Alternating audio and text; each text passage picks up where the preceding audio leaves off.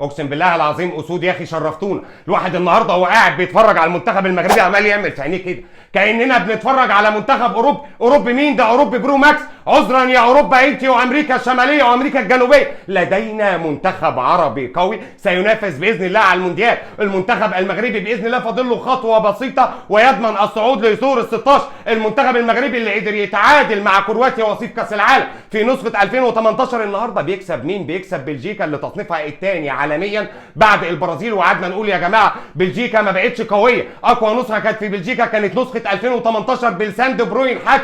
بلجيكا مصر كسبتها 2-1 في مباراه وديه. تقولوا لا دي مباراه وديه، اما في الرسميات ستلتهم المغرب وبتاع. كلمني شويه عن دي بروين النهارده. اين لوكاكو؟ اين هازارد؟ اين الواد اخو هازارد؟ حتى فيتسل واونانا اللي هم كانوا اقوى في خط النص، الراجل عمل ايه؟ وليد الركراكي اللي انا كنت حاطط ايدي على قلبي من وليد الركراكي، قلت لا مدرب كان بيدرب الوداد المغربي هيدرب ازاي منتخب مليان بنجوم كلها بتلعب في الدوريات الاوروبيه؟ الاقي وليد الركراكي النهارده بيدي درس قاسي للمدرب بتاع بلجيكا. عندك اقوى حاجه بتتميز بها ايه؟ الواد اللي اسمه فيتسل واونانا. طب انا بقى هرجع يوسف النصيري وهرجع أناحي يعملوا عليه احلى بلوك.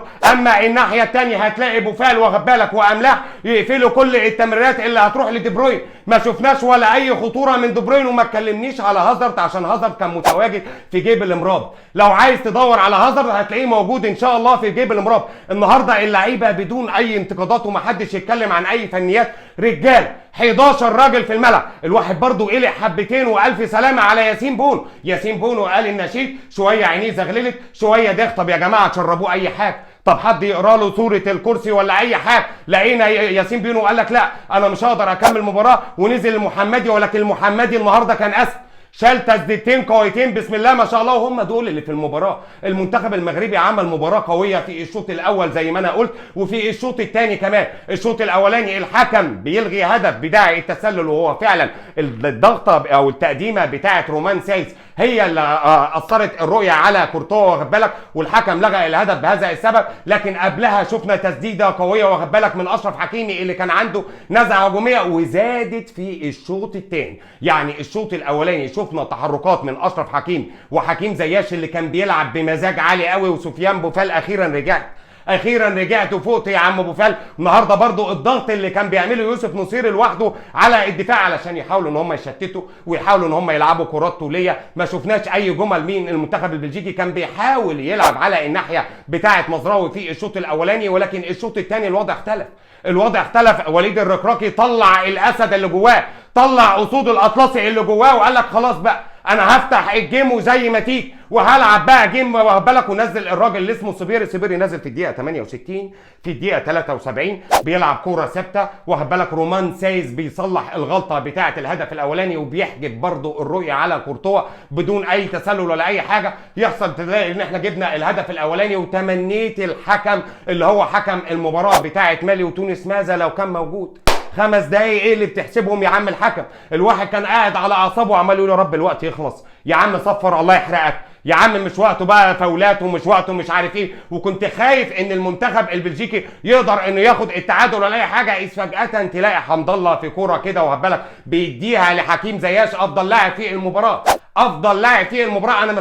انا ما شفتش والله العظيم ما عرفت هيدوها مين. ولكن لو اديتها لدي بروين والله العظيم هسافر لك، والله هسيب البلد واروح اسافر. دي بروين ايه؟ هو كل شويه تدوها بقى الواحد عشان هو مشهور حبتين وبتاع. طب ما حكيم زياش برضه ما هو بيلعب في تشيلسي، بيلعب في نفس النادي اللي بيلعب فيه دي بروين. اتمنى يكون حكيم زياش خد. حكيم زياش النهارده بيصنع الهدف الثاني واخد بالك لبوخلال. التغييرات بتاعت وليد الركراكي النهارده كانت تدرس. الراجل بقى بعد ما جاب الهدف الاولاني قال لك خلاص بقى انا هلعب ب5 دفاع مش 4 ولا اي حاجه. النهارده ابتدى المباراه كان 4-1، واحد ده اللي هو المرابط واخد بالك، والاربعه التانيين اللي هو اناحي واخد بالك واملاح، وعندك حكيم زيان بوفال ويوسف النصيري كان مهاجم لوحده. ولكن في المرتدات تلاقي اشرف حكيمي وتلاقي حكيم زياش من الناحيه اليمين، تلاقي سفيان بوفال من الناحيه الشمال، يميل عليه شويه املاح شويه اناحي. ما تكلمنيش بقى على الاختراقات اللي كان عايزها يعملها المنتخب البلجيكي في العمق لان كان موجود مرابط. المرابط النهارده كان واقف في العمق اسد بسم الله ما شاء الله،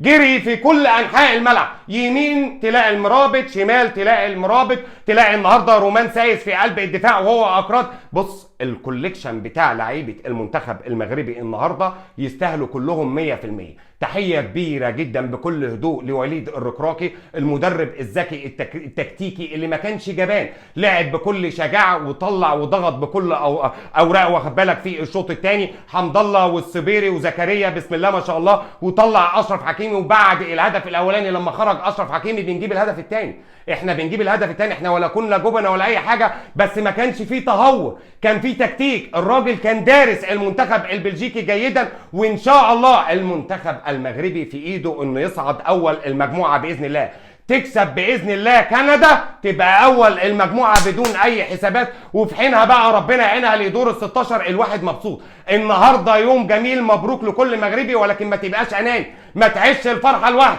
النهارده كلنا في مصر وجميع الدول العربيه حتى الجمهور، تحيه كبيره للجمهور النهارده، الجمهور العربي، مش هقول الجمهور المغربي، في استاد السمامه النهارده كل الجمهور اللي كان عرب، اذا كان بقى تونسي ولا مصري ولا جزائري ولا مغربي ولا سوداني ولا سعودي ولا اماراتي، ال 22 دوله النهارده الجمهور كان جميل، الجمهور النهارده كان جميل وعمل ملحمه صافرات اول ما يستلم اللعيبه بتاعه المنتخب البلجيكي، واخد بالك، وضغط جماهير غير عادي وتشجيع وتحفيز للعيبه. النهارده ايه ده؟